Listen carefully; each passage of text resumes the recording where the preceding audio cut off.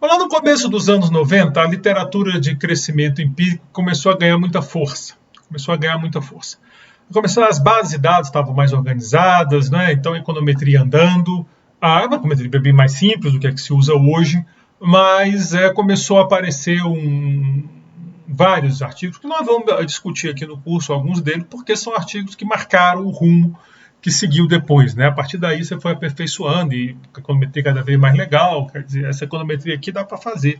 Aí vai uma econometria que não tem jeito, tem que chamar um econometrista para fazer, senão fica complicado. E um dos artigos importantes que marcaram essa época, essa literatura, é o do Mankey, o Homer e o Weil, né? A Contribution to the Empirical of Economic Growth. Minha cara está tampando aí o título do artigo, mas vocês têm aí o título do artigo. Tem a referência, se você for na pasta do curso, está lá a referência. Se você está acompanhando no YouTube, não é aluno aqui da UNB, também não tem problema, porque você encontra na internet, é muito fácil você achar esse artigo, ele é muito popular mesmo. E o artigo começa com a seguinte frase, eu botei aí porque é a abertura, assim. This paper takes Robert Solow seriously. Ai, meu Deus do céu. Esse artigo leva o Robert Solow a sério. Então, tá claro, o modelo é o modelo de Solow, ele leva a sério o modelo de Solow, ele não está brincando aqui com essa história. Então, o Mankey é o Mankey lá do livro de introdução, né? Ficou muito rico com aquele livro lá de Harvard. O David Homer também é um cara bem conhecido aí da área de macro, ele também tem um livro de macro que é muito usado, o Advanced Macroeconomics. O David Weil também é outro cara fera. Então, esse é o artigo, né? É um artigo que leva Solow a sério. E o que eles vão fazer nesse artigo? Bom, eles vão tentar ver a capacidade do modelo de Solow de explicar as diferenças de renda entre os países. É isso que a gente quer fazer, a gente quer explicar a diferença, assim como lá no vídeo anterior, só que aqui é com a econometria, lá foi com outra técnica, né? Também com um tipo de estatística, mas sem regressão. Ele quer explicar essa diferença. E ele parte do modelo de Solow. Ele diz, olha, vamos ver o que o modelo de Solow faz. Aí ele vai encontrar alguns problemas, ele tem uma parte interessante, outra parte ruim, e ele vai aperfeiçoar o modelo. E o que é aperfeiçoar o modelo? É colocar capital humano. Então, esse é o resumo da história, né? Quer dizer, o trailer. Agora vamos ver os destaques, os pontos. A minha recomendação é que você leia o artigo. Né? De novo, curso optativo, você vem fazer um curso de crescimento, imagina que você tem interesse na área, e aí, mesmo que você depois não goste do artigo e tal, lembra, é um artigo dos anos 90, não é um artigo tão recente, mas né, já vão aí 30 anos, né? Nós estamos em 2022, 92 tem 30 anos do artigo, mas é um artigo que tem que ler para poder participar legal dessa discussão. Então vamos lá.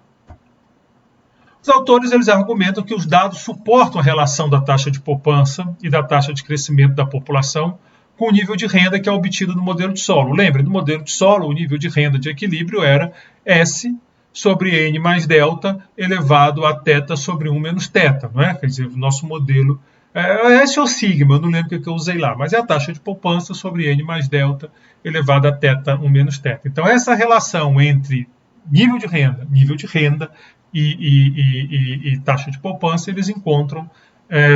Eles também encontram que o modelo explica parte considerável da variação entre a renda per capita dos diversos países. Então, é outro resultado dele.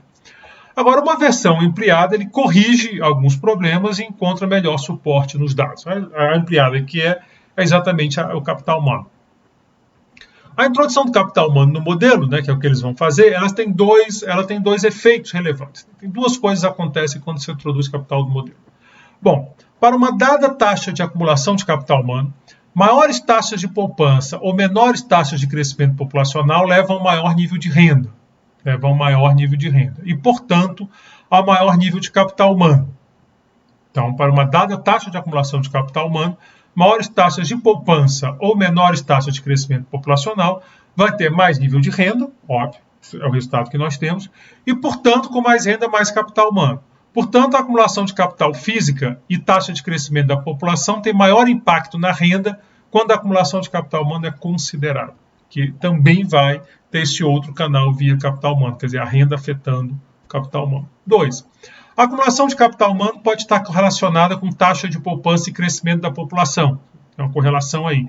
Desta forma, a omissão da acumulação de capital humano coloca um viés na estimativa dos coeficientes da taxa de poupança e da taxa de crescimento do modelo de solo original sem capital humano. Então, você está faltando um viés, porque está faltando uma variável. Então, a primeira é uma questão mais de macro, crescimento, a segunda é uma questão mais de econometria, mas as duas são relevantes.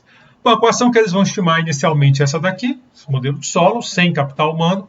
A ln de y sobre L é igual a constante mais alfa 1 menos alfa ln de S menos G mais N mais delta, né? Porque quando eu fiz a primeira vez o G era zero, G é a taxa de crescimento da produtividade. G mais N mais delta mais um Y. De novo, Y sobre L é igual a S sobre G mais N mais delta elevado a alfa 1 menos alfa. Passa o log, você vai encontrar essa relação, ele bota a constante e bota um erro para fazer o epsilon para fazer a econometria. Hipótese: a taxa de poupança e de crescimento da população são independentes de fatores específicos a países que deslocam a função de produção. Então, se você não faz isso, o modelo vai dar problema. De novo, aí é a econometria. Você quer fazer mínimos quadrados aqui, você precisa disso. Tudo isso foi evoluindo com a econometria e tal, mas assim é como ele fez. Ou seja, SN são independentes de epsilon. Epsilon é o quê? São as coisas que deslocam a função de produção, né? Quer dizer, de país para país. Isso é independente de S e de N. Essa hipótese é para identificar o modelo, senão já é. Como os fatores são remunerados por seus produtos marginais, alfa é a fração de renda destinada ao capital. Estimativas sugerem que alfa é igual a 1/3. Não tinha o artigo do Golem aqui, o artigo do Golem é de 2000, então estamos usando muito para os Estados Unidos e alguns países, mas tinha uma certa insegurança. Por exemplo, pega aqui no Brasil, dá muito alto, dá mais de 60%. Capital share, se você pega as contas nacionais. Aí você tem que cuidar dos dados. E aí tem um artigo que isso é muito bem descrito, é um artigo do Samuel Pessoa, do Fernando Veloso e do Vitor Gomes, que saiu na PPE.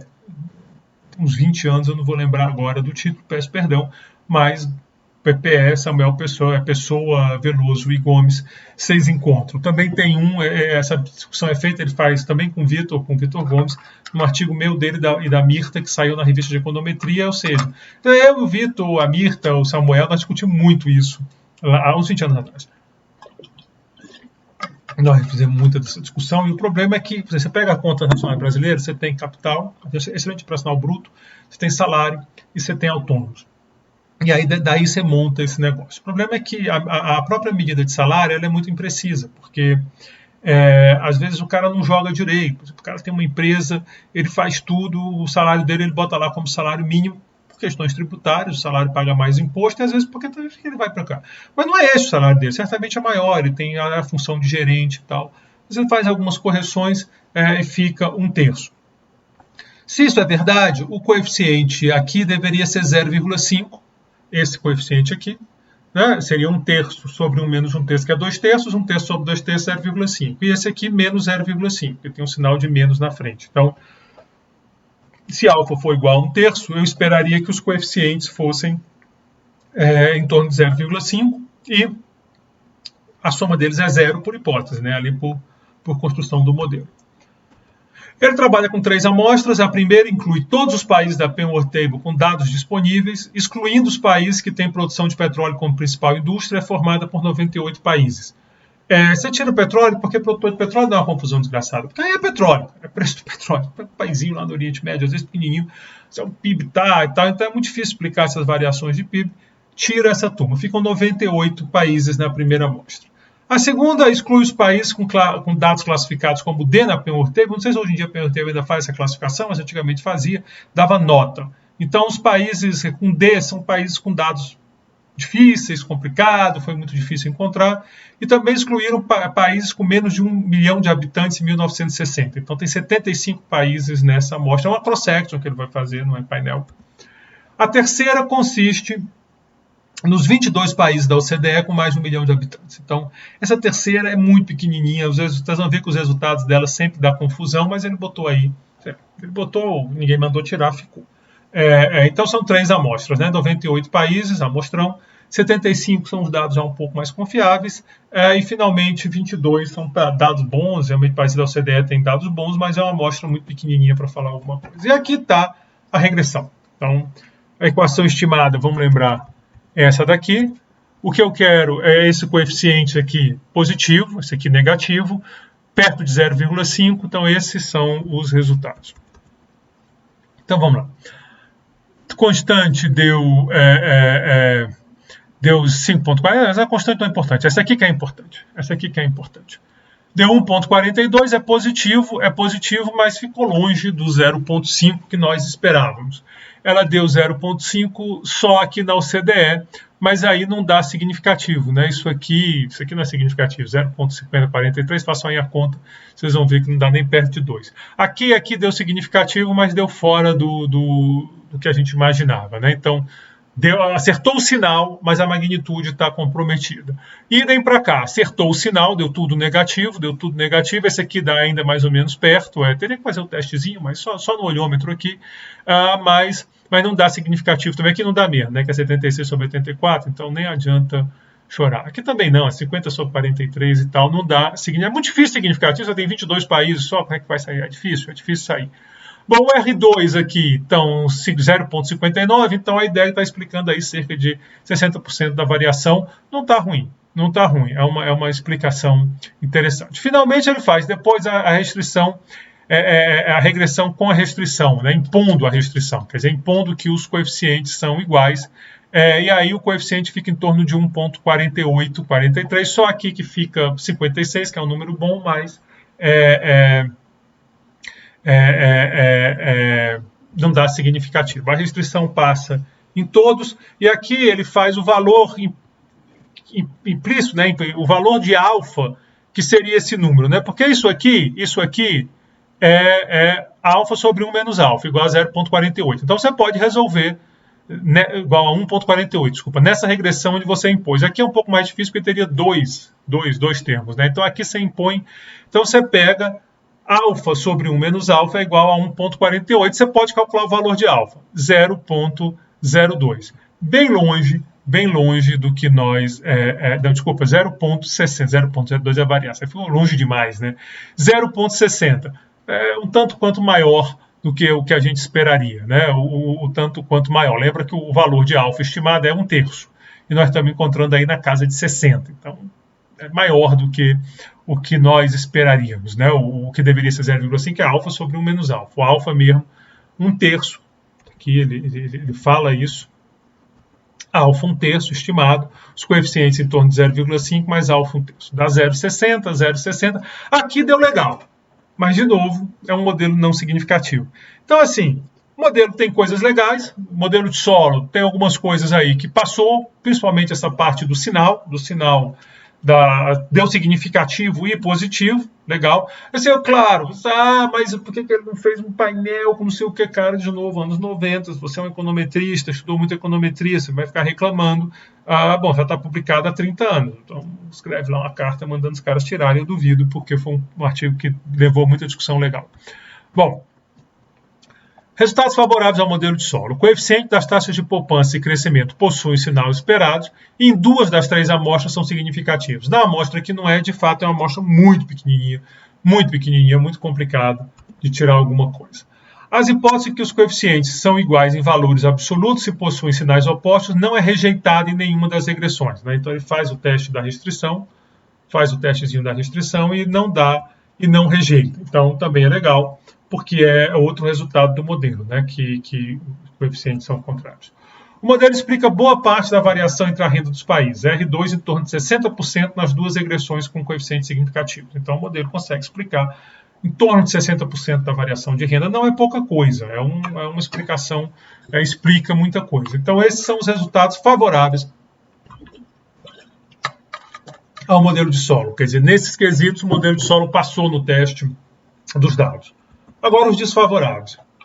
Aqui o modelo não passou.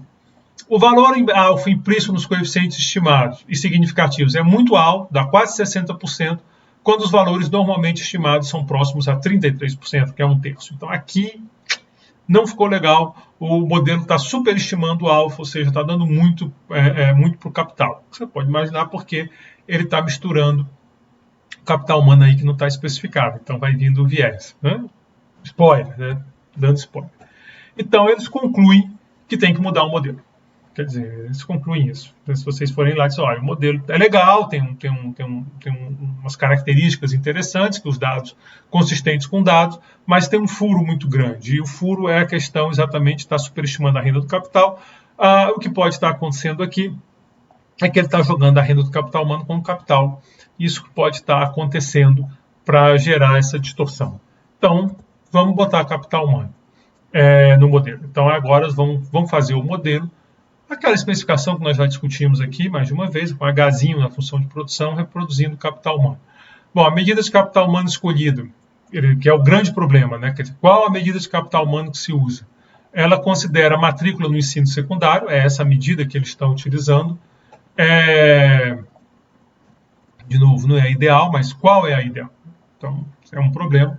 Para construir a série, os autores usam a fração da população entre 12 e 17 anos matriculada no ensino secundário e multiplica pela população escolar 15 a 19 anos, o que também é ruim porque dá um ajuste complicado. O ideal era que fosse casado, mas foi o dado que eles conseguiram. Hoje você vai no Banco Mundial, você encontra essas taxas de matrícula no secundário, terciário, você encontra tudo direitinho, está tudo lá. A medida tem problema, né? Quer dizer, o slide, né? Eu acabei antecipando meu slide, eu juro que não tinha colado, não. É porque é tão óbvio isso, né? A medida tem problema. Qual medida de capital humano não tem problema? Você traz uma medida, é fácil de mostrar um monte de problema, mas a ideia talvez esteja capturando as coisas. Então, eles argumentam que se a medida for proporcional a σH, então pode ser usada nas estimações do modelo. O fator de proporcionalidade vai afetar apenas a constante. O que é σH aqui? O σH é o esforço de acumulação de capital humano. Então, como se fosse a poupança, né? Poupança aqui entre aspas, do capital humano. Então, quando você quer acumular capital físico, o que você faz? Você abre mão de consumo. E capital humano? Também. Todo mundo que está no banco da escola, acumulando capital humano, ou no banco da universidade, ou na UNB, espero que em breve estejamos de novo nos bancos da nossa Universidade de Brasília. Mas esse período que você está lá, você poderia estar gerando renda. Então, você está abrindo mão de consumo, ainda que indiretamente. Então, desde que a medida de capital humano seja proporcional ao que é, de fato, o esforço de acumulação de capital humano, ou seja, porque você está abrindo mão para acumular capital humano, você tem um efeito pequeno no modelo, basicamente de constante, a gente não está tão preocupado com a constante. Então, seria um paliativo aqui, dizer, olha, é ruim, mas é isso. E talvez os países com mais matrícula no secundário também tenham mais matrícula no terciário, tenha mais esforço, tenha melhores escolas. Então, a coisa está conversando e o viés não é tão sério. A medida de capital humano construída pelos autores tem correlação de 0,59 com a taxa de poupança e menos 0,38 com a taxa de crescimento da população. Logo, pode afetar de forma substantiva as estimativas realizadas anteriormente. Ou seja, ela de fato, aquilo que foi especulado lá no começo, ela de fato tem relevância no modelo. E não estando no modelo, ela leva a um viés naqueles valores estimados. É um pouco aí que está o argumento dos autores aí que está pegando. Então, teria um viés lá naquelas estimativas da tabela que nós fizemos do modelo de solo. Aquilo ali está trazendo um viés. Bom, a nova equação estimada é desse tipo aqui, constante alfa 1 menos alfa menos beta ln de SK, mas vocês podem resolver o modelo, eu não fiz isso, no artigo faz, eu não quero ficar repetindo a parte teórica, nós já discutimos modelos à vontade, mas é uma extensão lá do modelo de solo, só que agora botando essa parte capital humano. Então, alfa mais beta, alfa sobre 1 menos alfa menos beta, SK é a poupança para o capital físico. Alfa mais beta, 1 menos alfa menos beta, é G mais N mais delta. E, finalmente, beta, 1 menos alfa menos beta, medida de capital humano. Tá? Então, esse é o esforço. Aqui está o resultado da regressão. São as mesmas amostras. Então, quando eu olho o resultado da regressão, o termo aqui deu 0,69, dá significativo, isso aqui claramente acima de 2. 0,70 também dá significativo, aqui 0,28, de novo, não dá significativo, né? É só fazer a continha, né? Geralmente, eu preciso que isso aqui dividido por isso aqui dê mais que 2. Mas deu positivo e deu bem menor lá do que o anterior,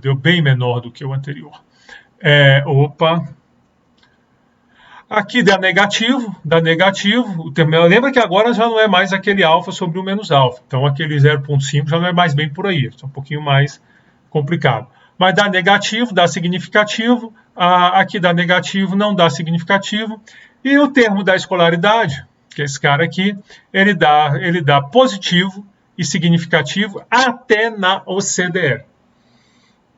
Você vê que daria 2 e pouco. Até na OCDE ele dá positivo e significativo. Quer dizer, mesmo com uma amostra pequenininha, ele conseguiu encontrar um efeito significativo do capital humano.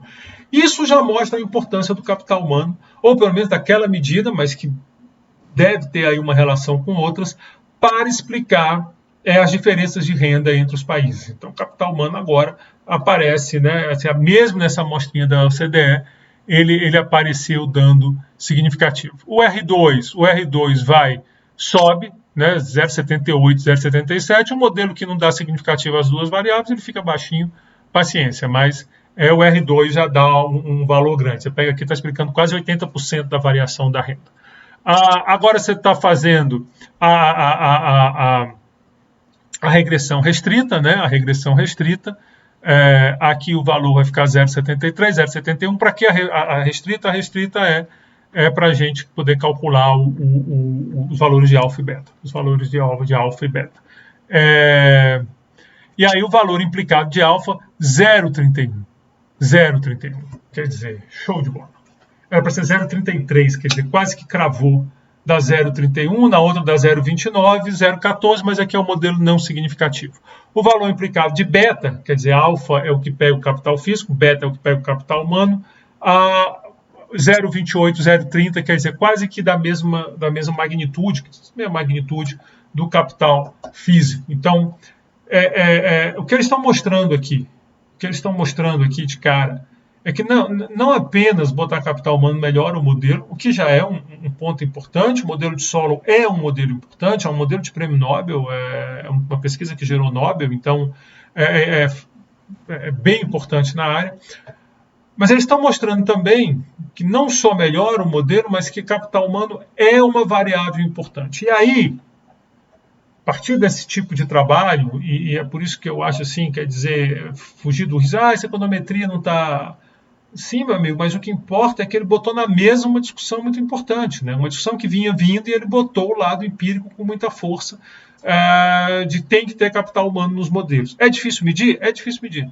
É difícil medir. Vamos viva-se com isso, né? Viva-se com isso. Agora, dá para imaginar que capital humano não tem relevância para explicar as rendas, os diferenciais de renda? Também é forçação de barra. Então, bota lá o capital humano e o caso está muito, na minha leitura, muito bem defendido aqui. Bom, a medida de capital é significativa nas 3 amostras, né? Capital humano, desculpa. A introdução de capital humano reduz o coeficiente do capital físico, também era esperado. Nas 2 maiores amostras, o modelo explica cerca de 80% da variação do PIB por trabalhador, que é aquele R2. Então, melhora bem o negócio, o modelo. O modelo ampliado para incluir capital humano prevê que a soma dos coeficientes das 3 variáveis é igual a 0. Esse resultado não foi registrado em nenhuma das 3 amostras. De novo, é aqueles testezinhos lineares que a gente aprende a fazer em econometria. Esse modelo é um modelo facinho de reproduzir. No meu curso, no curso lá da graduação, inclusive eu reproduzo. Aqui com vocês eu não estou reproduzindo porque, sei lá, vocês podem achar... não sei. Eu fico na dúvida se vale a pena ou não. Mas é facinho, quem quiser, eu tenho os códigos em R para reproduzir. É só falar comigo que eu passo. Ele é facinho de fazer. Nas 2 maiores amostras, quer dizer, as amostras que foram mais significativas, o valor de alfa foi significativo e compatível com os valores estimados para a participação da renda do capital na renda total. Quer dizer, o alfa não só deu significativo, que deu no modelo original, mas agora deu uma magnitude bem razoável se pegar as estimativas existentes. Esse resultado é reforçado pelo Golin lá em 2002 em relação ao alfa. A partir desses resultados, os autores concluem que a introdução de capital humano melhora a performance do modelo. Quer dizer, não tinha como não concluir isso, né? Quer dizer, é muito forte o resultado. O capital humano melhorou o modelo. O modelo melhor quando coloca capital humano. Bom, até aqui, nós fizemos o que a gente chama de regressão em nível. Você pegar lá no programa do curso, eu boto regressão em taxa, regressão em nível. Esse artigo tem os 2, então é um dos motivos que ele é bom que abre. A regressão em nível, a variável dependente, a variável que você quer explicar é o nível de renda. É o nível de renda. Tem muito artigo com essas regressões, nós vamos voltar, nós vamos discutir o do Acemoglu, que também é regressão em nível. Tem muitos bons argumentos para defender que explicar nível de renda talvez seja mais importante que explicar taxa de crescimento. É claro que se passa muitos anos crescendo uma taxa grande, isso reflete no nível. Teoricamente, os fatores que determinam um podem ser diferentes. Nós vimos, por exemplo, no modelo de solo, para ficar no modelo que a gente está discutindo, a taxa de poupança era determinante do nível de renda, porém da taxa, uma vez ela é da dinâmica de transição, mas saiu da dinâmica de transição, ela deixa de ser. Então tem teorias diferentes e tem vários efeitos diferentes. Em prazos menores, não necessariamente quem está crescendo mais é o país mais rico, muito pelo contrário, o modelo prevê até o contrário. Né, que se você imagina um estado estacionário, quem está muito longe do seu estado estacionário estaria crescendo mais, vale para cima ou para baixo, é razoável pensar em baixo. Você tem assim, quem são os países que crescem? A China, a Índia, talvez sejam os grandes. Nossa, estão crescendo a taxas impressionantes. Nenhum dos dois é um país rico. Nenhum dos dois tem PIB per capita acima de 40 mil, seja. Não dá isso. Não dá nem 30. A China está com 16 mil e tanto, corrigido aí por, acho que é o do Banco Mundial, esse é por aí, corrigindo por poder de compra. A Índia tem menos. Os Estados Unidos tem 60 e tantos mil. Então, assim, mas são os países que mais crescem. Então, taxa é diferente de nível, né? Isso a gente discutiu bem na nossa parte teórica, é importante ter em mente. A discussão de taxa, ela traz muito a questão da convergência embutida. Né? A questão da convergência, o que é isso? É a ideia de que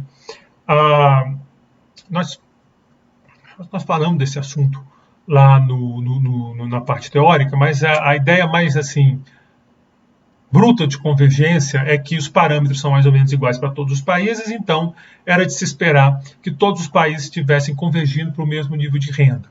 Isso quer dizer que o país mais pobre teria uma taxa de crescimento maior que o país mais rico, porque ele está mais longe do estado estacionário. Esse é o conceito original de convergência. E depois você foi refinando esse conceito, pensando em condicionar a algumas variáveis. Então, você condiciona algumas variáveis. E esse artigo é legal, porque ele faz bem isso. O próximo artigo que nós vamos estudar, o do Barro, também, só que aí ele vai além do capital humano. Ele coloca mais variáveis e vai fazendo a discussão sobre quais que são mais ou menos relevantes. Então, estritamente falando, o assunto de convergência está muito casado nessa ideia de modelo neoclássico. Se você argumenta que os países são parecidos em termos dos parâmetros estruturais, quais? S, GN, delta e teta, aqui é alfa, né? Porque eu gosto de teta, então aqui é o alfa, eles iriam para o mesmo lugar. Nós vimos já que isso não é verdade. Não tem, os dados não mostram essa correlação, por isso o que fica mais interessante mesmo quando você faz condicionada. Então essa é a ideia de convergência. Quer dizer, a pergunta é, se em miúdos, existe o coeficiente, se eu fizer uma regressão da taxa de crescimento contra o PIB per capita de um dado período inicial, quer dizer, eu pego a taxa de crescimento entre 1950 e 1980 e faço a regressão dessa taxa contra o PIB em 1950. Ou, se você quiser hoje, por exemplo, você já pode, como a gente tem mais dados, eu acho que a última versão vai até 2019, salvo engano. Então você pode pegar de 50 a 19, são 70 anos. Aí, como 50 tem dado faltando, pega de 60 a 19, ainda assim é muito antes, são mais de 50 anos. E aí você tem mais países nesse intervalo. E aí você pega uma regressão da taxa de crescimento de 60 a 2019 contra o PIB per capita em 60. O coeficiente do PIB per capita é negativo. Essa é a ideia de convergência. Se for negativo e significativo, dá para falar de convergência. Como a gente já discutiu, acho que foi na primeira unidade, na parte de dados, não é. Não tem essa inclinação. E aí você vai condicionando. Salvo engano, lá eu botei grupos de países para ilustrar o princípio. Aqui nós vamos usar essas variáveis que estão sendo utilizadas aqui para tentar condicionar esse processo de crescimento. Então, a ideia é o seguinte, países que têm S semelhante, eles tenderiam, então, a convergir? E aí, como é que você faz isso? Botando S na regressão, que pega esse lado. Países que têm o capital humano, Então, daí por diante. Então, o jogo é esse. Você vai colocando as variáveis, que é uma maneira de deixar condicionar o resultado a essas variáveis. Né? Então, você tem o resultado bruto, que é só a regressão, crescimento contra o PIB inicial, e depois você vai botando os condicionantes. Então, essa é a discussão. Vamos lá, como é que os autores apresentam. Então, a ausência do resultado de convergência nos dados, pelo menos no sentido amplo, levou muitos autores a considerar que o modelo de crescimento endógeno estilo AK representa a dinâmica de renda dos diversos países de forma mais adequada que o modelo solo. Por quê? Porque no AK, se todos os países tiverem o mesmo parâmetro, se você pegar aquela versão mais básica do modelo AK com poupança exógena, quem não lembra disso, volta lá na minha aula teórica, volta lá na aula teórica, modelo AK, vocês vão ver que é SA ou AS menos delta. A taxa tem esse jeito, depende desse cara. Ora, se você tem o mesmo parâmetro, as taxas são iguais para todos os países. Se elas são iguais para todos os países, independente do nível de renda, você não encontra essa relação. Então, essa foi o motor muito forte do modelo AK lá nos anos 90. Diz, olha, se no modelo neoclássico tem essa sensibilidade, no modelo AK não tem. Eu não estou vendo essa sensibilidade, logo, gol, né? Gol do modelo AK. Não é de novo. Depois essa ideia condicional foi ganhando força, mas aqui nós estamos muito no começo da discussão. Os autores argumentam que o modelo de Solow prediz que cada país deve convergir para o próprio estado estacionário, que, por sua vez, depende dos parâmetros. E aí começa a discussão. O modelo de Solow ele não é um modelo pensado para representar o mundo, ele é pensado para pensar os Estados Unidos, ou a OCDE, na melhor das hipóteses, os países ricos. Então, se você pegar o modelo de Solow estritamente falando, o que ele diz é que a convergência é para o estado estacionário do país, que vai depender dos parâmetros S, N, G, delta, alfa. Aqui usando a notação do Mankey e Homer-Weil. Né? Basicamente, taxa de poupança, taxa de crescimento da população, taxa de crescimento da produtividade ou PIB per capita, depreciação e fração da renda do capital. Ora, se esses parâmetros são diferentes entre os países, então não tem por que imaginar que todos os países vão convergir para o mesmo estado estacionário. Cada país vai convergir para o seu. Cada país vai convergir para o seu. Agora, se você parte desse princípio, você tem que ter uma boa teoria para explicar as diferenças. Quer dizer, o que você não pode cair na armadilha de dizer o seguinte, ora, país A é rico porque os parâmetros lá são melhores que os dos países B. Aí você diz, tá, mas por que os parâmetros do país A são melhores do que os países B? E aí você não pode cair na armadilha de sugerir que o país A é melhor do que o B, ou sei lá por quê. Porque, assim, na melhor das hipóteses, você está saindo da economia. Então você está dizendo o seguinte, a economia não explica. Passa a bola para outra área. Na pior das hipóteses, você vai acabar fazendo coisa muito feia, né? Você vai acabar aí flertando ou chegando perigosamente perto de achar que brasileiro é pobre porque a gente é latino e aí é impaciente, é preguiçoso. Isso aí termina muito mal. A gente sabe que essa história não é boa, termina mal. Então, não dá para seguir por esse caminho. Quer dizer, se você quer dizer, que não é que não dá para seguir pelo caminho da diferença dos parâmetros, é não explicar direito isso. Agora, você pode explicar. Você pode pegar, por exemplo, um sistema tributário que incentiva a poupança ou não, e aí você já saiu dessa história de porque brasileiro isso, aquilo, ou outros povos isso e aquilo, você partiu para incentivo, que é o que interessa em economia. Então, usar parâmetros diferentes não é problema, mas você tem que explicar. Claro que não é o que esse artigo está fazendo, esse é um artigo empírico, então ele está dizendo o seguinte, olha, considerando que os parâmetros são diferentes, acontece isso. Cabe aos autores. E aí nós fizemos, o próprio modelo de poupança endógena é uma tentativa de explicar. Claro que aí tem o beta, mas se você botar imposto lá, você vai começar a gerar uns efeitos interessantes por meio de impostos. Aí você pode perguntar, mas por que certo país tributa aquilo, outro não? Mas só pode ser questão de preferência mesmo, não de bom ou de ruim, entendeu? Aí a questão vai ficando mais de equilíbrio social, aí você vai entrando em instituições, a discussão vai ficar muito legal, nós vamos falar de instituições lá no PP do Acemoglu, mais à frente, a discussão vai pegando uma cara rica, que é o que acontece em crescimento. Mas esse ponto de partida aqui, o que eles estão dizendo é isso. Olha, o modelo de Solow não prevê uma convergência generalizada, global, e sim uma convergência condicionada, né, já que depende dos parâmetros, como taxa de poupança e taxa de crescimento da população na versão original do modelo. Na versão original. Depois vai entrar o capital humano na versão que eles apresentam. Se você aproximar um modelo de Solow, uma linear, né, se eu não vou fazer mais isso, eu já fiz isso algumas vezes na vida, então quem quiser faz aí à mão. você vai ter uma coisa desse tipo. A taxa de variação do produto, o lambda, é uma constante da taxa do estado estacionário e da distância. A gente já sabe isso, a gente discutiu isso no modelo de solo, né? A taxa de crescimento depende da distância que está do estado estacionário. A gente fez muito com K lá, que ele faz com Y, mas eles andam junto aqui. E lambda é essa constante aí, N mais G mais delta, 1 menos alfa menos beta, que é a taxa de convergência. Da equação anterior, nós temos que ln de y é igual a 1 menos E elevado a menos lambda t, ln de y estrela, mais E elevado a menos lambda t, ln de zero.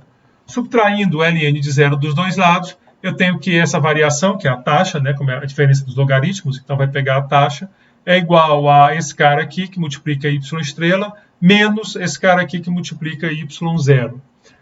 Substituindo o valor de y no estado estacionário, y estrela é o valor de y no estado estacionário, então você pega lá, faz a arrumação toda bonitinha, vai ficar esse termo 1 menos E elevado a menos lambda t, alfa, 1 menos alfa, ln de sk, beta sobre 1 menos alfa.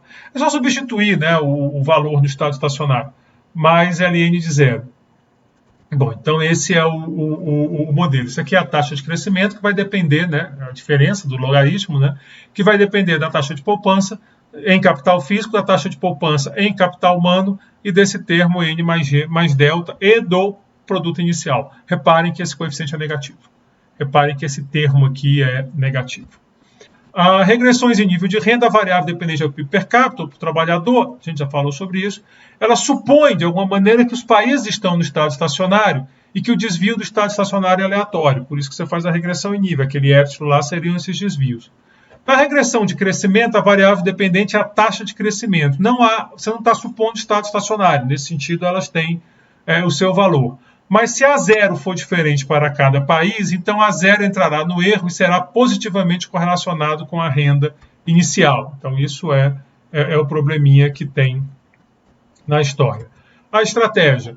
A primeira regressão será entre a taxa de crescimento e o PIB por trabalhador, ou seja, convergência não condicional. A primeira regressão que vai fazer é aquela basicona. Existe uma relação negativa? A segunda regressão vai adicionar a taxa de poupança e taxa de crescimento da população, que é o modelo de solo original, a versão básica do modelo de solo, né, que só tem poupança e população. Né? O G mais delta está dando como se fosse constante para os países, o que está variando é N. A soma G mais delta. É muito difícil estimar delta. É muito difícil estimar delta para um país, imagina a soma. A terceira bota capital humano. Então, primeiro, o modelão básico, só convergência. Depois, o modelo de solo tradicional e, finalmente, o modelo de solo ampliado para considerar o capital humano. Vão ser 3 regressões que eles vão fazer usando aquelas mesmas amostras de países que nós já discutimos. Então, aqui estão as 3 primeiras. A primeira, você vê que na amostra completa, né, tirando só os produtores de petróleo, a constante está aqui. A estimativa dá positiva, mas é não significativa. Isso aqui dá menos que 2, né? É não significativo. Então, estatisticamente falando, zero. Não há relação entre taxa de crescimento e produto inicial. A segunda dá negativa, mas também dá não significativa. Né? Esse aqui é até menor esse termo do que esse. E, finalmente, a terceira da OCDE, essa dá negativa e significativa. Então, ele só encontrou convergência nos países da OCDE. O que não é de tão espantado. Se você lembrar lá na nossa aula de dados, a retazinha dos países avançados, né, não foi exatamente o OCDE, mas pega isso. São países parecidos. A máxima lá, eu não sei se já falei para você, deve ter contado, porque eu sempre conto essa história, né, então arrisca repetir, mas não tem problema não. O William Easterly, que é um economista do Banco Mundial, que eu gosto muito, ele brinca, porque tem a famosa abertura lá do Ana Karenina, né, que é as famílias... As famílias felizes são muito parecidas, mas as famílias tristes, cada uma é triste à sua maneira. E o Easter ele faz o paralelo, dizendo que os países ricos são muito parecidos, mas os países pobres, cada um é pobre à sua maneira. Então, o que eu quero puxar, o rico é muito parecido. Por isso que dá aqui convergência. Mas é uma amostra complicada. Nas amostras mesmo, ele não pega convergência, ele não pega relação, que é um resultado clássico. É um resultado clássico de crescimento econômico. Se é um resultado, todo mundo conhece crescimento econômico, é esse. Você não encontra essa relação, por isso que alguns até tentam usar modelo AK. Bom, agora eles vão condicionar. Vão condicionar o quê? Ao capital físico, a taxa de investimento ou poupança, e a taxa de crescimento da população, que é esse N mais G mais delta, o N que está variando aqui. O que aconteceu?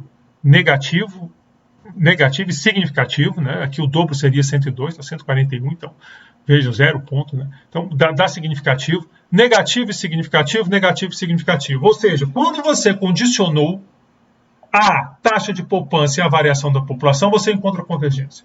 O que reforça a ideia da convergência condicional. Então você não tem convergência absoluta, não tem a convergência global, geral, generalizada, mas a convergência condicional ela aparece em campo e aqui tá bem claro isso. O valor de lambda que implica esse 0.006, 0.1 e tal, mas apareceu o resultado. Quando ele bota capital humano, o capital humano dá positivo para a taxa de crescimento, assim como o capital físico, o que é esperado. Então, o capital humano, o esforço para acumular capital humano leva a uma taxa de crescimento maior.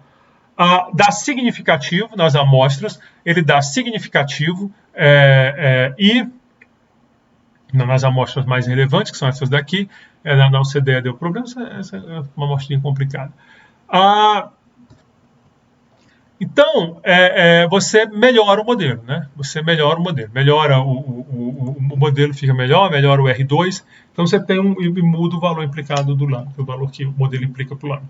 Então, o que acontece? A tese que eles defendem aqui é que a convergência deve ser analisada condicionada a outros parâmetros. Então, explicar a taxa de crescimento, se você quer explicar a taxa de crescimento só usando o PIB per capita, não vai dar legal, você vai chegar nos resultados estranhos. Mas se você condiciona a outros parâmetros, você acaba encontrando um resultado interessante até para o PIB per capita. O que seria um ponto para o modelo de solo, entendeu? Assim, ponto para o modelo de solo. Na tabela 2, o coeficiente da renda inicial só é significativo na amostra da OCDE, na tabela 3, desculpa, na maior amostra deu positivo, embora não significativo, né? A gente já comentou os resultados, só para pegar o mais importante. Na tabela 4, o resultado de convergência aparece nas 3 amostras, está aqui negativo, negativo, negativo, tudo significativo. Na tabela 5 também aparece convergência nas 3 amostras, e o lambda é mais próximo do previsto pelo modelo de solo, né? O lambda está aqui. Cadê o lambda? Não, tá mais. Não, eu tenho que achar o lambda porque eu sei que eu marquei ele. Lambda está aqui. Então eu posso pegar os valores que se usa tipo no modelo de solo e jogar aqui dentro e ver o que acontece. Daria em torno de 0.002, daria em torno de 0.02, desculpa, com alfa igual a beta igual a 1/3 e n mais g mais delta igual a 0.06, que seriam parâmetros que os autores consideram razoáveis. Então, mais uma vez, os valores, quer dizer, a relação qualitativa ela já apareceu no modelo de solo sem capital humano, mas a parte quantitativa já o modelo fica melhor quando você bota capital humano. Qual a conclusão dos autores, então? Como é que eles terminam o artigo? De forma mais geral, nossos resultados... Aqui é tudo tradução livre, viu? Depois vocês vão lá ler e ver o termo direitinho. De forma mais geral, nossos resultados indicam que o modelo de solo é consistente com a evidência internacional, se for reconhecida a importância do capital humano, bem como do capital físico. Então, esse é o resultado, por isso que é um artigo que leva a solo a sério, e eles encontram evidências empíricas, claro que usando uma econometria bem menos sofisticada do que se utiliza hoje em dia, mas eles jogam na mesa assuntos importantes. O primeiro, indiscutível, o foco no capital humano, que eles dão, né? A importância de considerar capital humano. O segundo, que não dá para pensar em convergência sem ser um processo condicional. A convergência tem que ser condicional. Então, a convergência que não aparece quando você faz a regressão, quando você condiciona, faz. Lá na minha introdução, eu não quis fazer condicional, porque eu sabia que eu ia entrar aqui, mas eu fiz condicional ao grupo de países, que é uma gambiarra para chegar nesse resultado de forma mais intuitiva. Tá certo? Então, esse foi Monkey, Homer e Weil. Nosso próximo artigo é o do Barro, onde segue essa lógica de regressão de crescimento, só que vai ter bem mais variáveis e dá uma discussão legal sobre as variáveis. Até o nosso próximo vídeo, então, ainda nessa discussão de regressão de crescimento. Muito obrigado pela atenção de vocês.